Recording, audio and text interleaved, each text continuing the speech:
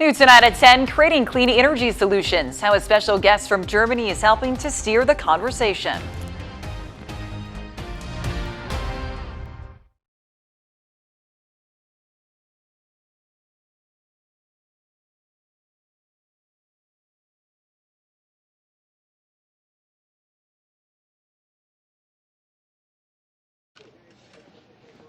Hi, I'm George. I'm talking to my microphone.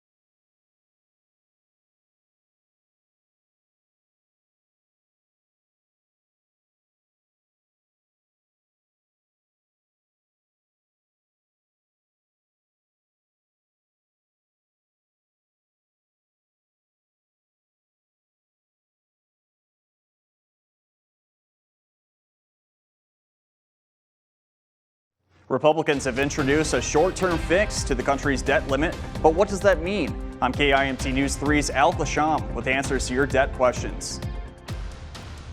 And we are seeing clear skies right now, but starting to see some more clouds building in, and rain showers are on the way for tomorrow. We'll check your forecast is coming up.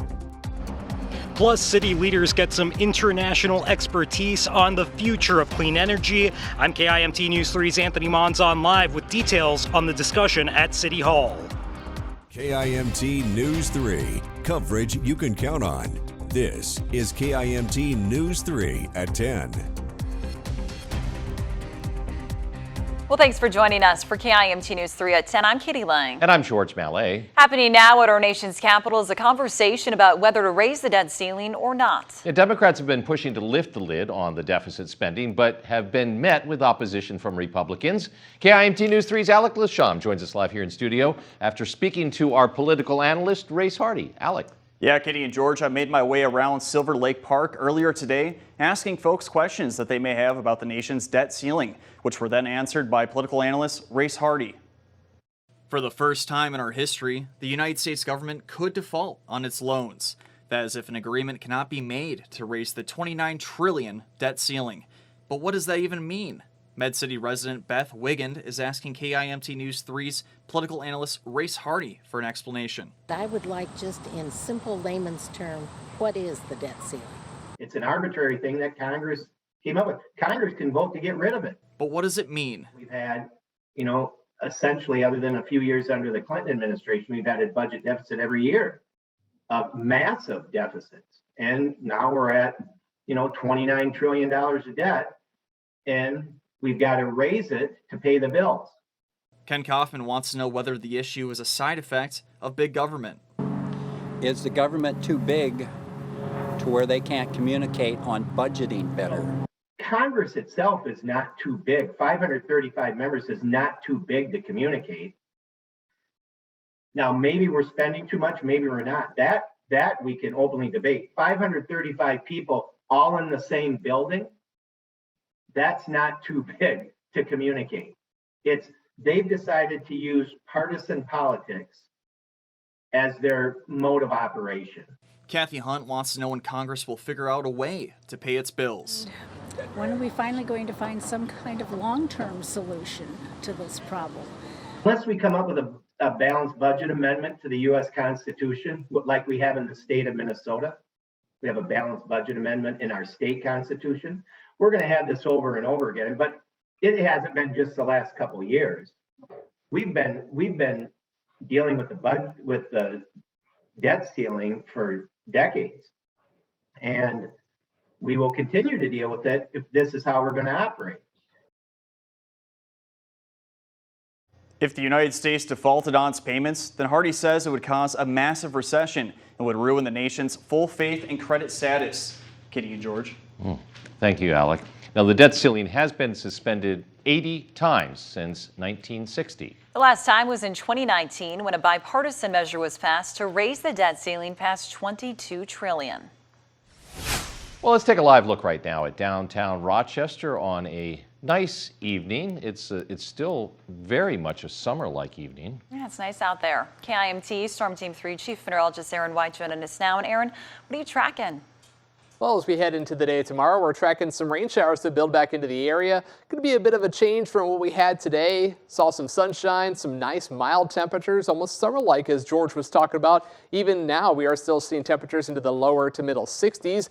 As we look at satellite and radar, we got clear skies, but clouds are starting to build in from the south, and you'll notice some rain showers there across Iowa, kind of falling apart as they make their way into North Iowa, but we will see some rain showers building in for the day tomorrow. Looking back at today, we had a high of 73 in Mason City, 75 in Rochester, well above average, now down to 64 in Albert Lea. Got 60 in Rochester, and as we look ahead to the day tomorrow, as you're heading out the door, may want to grab that umbrella, tracking that chance for scattered showers and a high of around 69 degrees. Tracking some warmer weather, though, as we head towards the weekend. I'll have a look at that coming up here in about 10 minutes.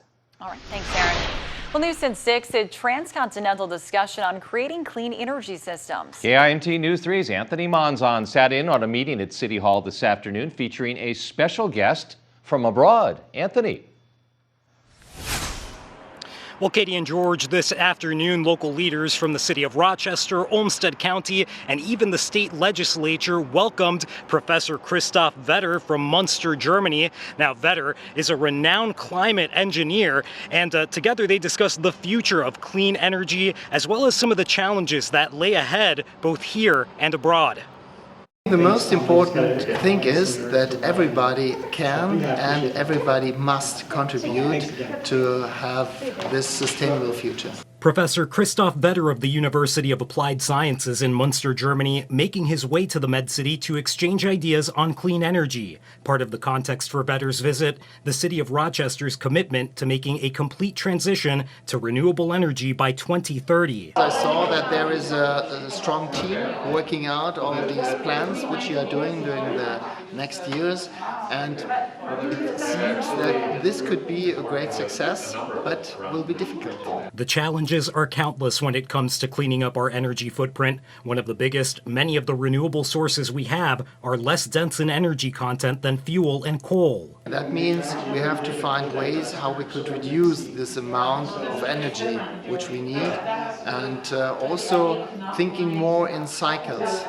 Come to a circular economy, using the things we produce for longer time, replace parts of it instead of throwing it entirely away. There are also immense obstacles related to storage, spending, and transportation of clean energy, still one of the most daunting, Vetter says, making the case that new and more complex power systems are worth the trouble. The situation was easy, let's say in the 2000s, when we were just buying fuel, burning it in cars, so the mobility was secure. The companies would like to earn money on these working systems, and all of the houses are supplied with power, all of the houses are supplied with heat, and all the cars are running, and now you are trying to change this system, and this is difficult. That leads Vetter to believe the power of conversation will be crucial moving forward. To contribute to a, let's say, better world, I think education and behavior, this is probably the most difficulty we have to survive. Now, Vetter's visit to the MedCity was made possible by the University of Minnesota's Climate Smart Municipalities program, which connects cities here in Minnesota to cities in Germany with the goal of accelerating progress toward improving our energy footprint. Live in Rochester, Anthony Monzon, KIMT News 3. Thanks, Anthony. Just last month, Mayor Norton visited Germany to learn about clean energy initiatives in Vetter's home of Munster.